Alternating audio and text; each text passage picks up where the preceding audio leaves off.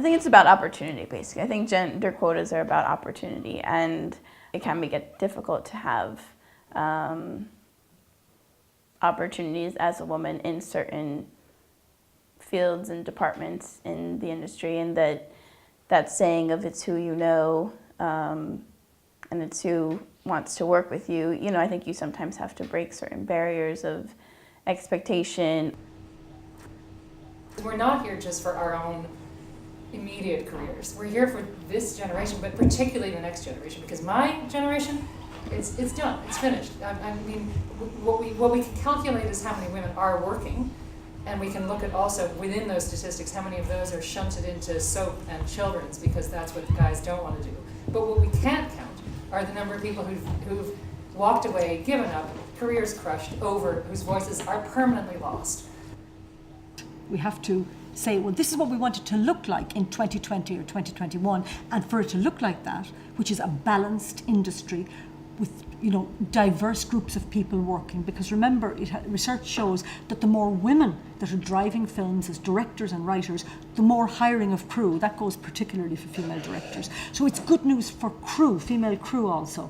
I think it's also really good news for audiences, because internationally, Sweden, which has maybe driven a lot of this debate and certainly would loosely be the model, I think, that we're calling on here.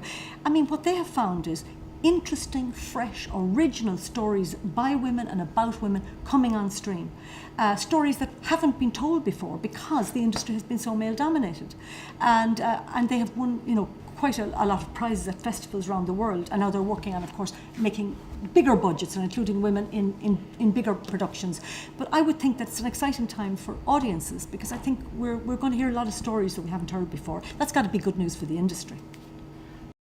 I think that there should be more female cinematographers, and I think because it is the tool of film in many ways, that the person handling the camera behind the lens, as much as there's, you know, discussion about shot list and other things, and you're working with your director, but it's a collaboration.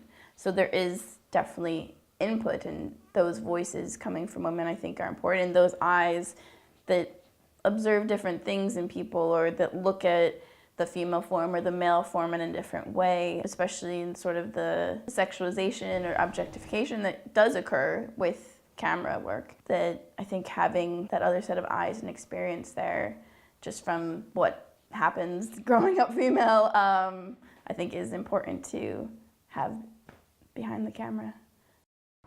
I think, yes, there are less female filmmakers or non-binary filmmakers or trans filmmakers, or like filmmakers that aren't the traditional male gaze, and I think freeing up money to support those kinds of filmmakers is really important, but I think we have to look so much further than that. We have to look at, why are there less women in the industry? I don't think it's good enough in a society in which we all pay taxes, and this is public money, certainly the Film Board and the BAI, that's public money.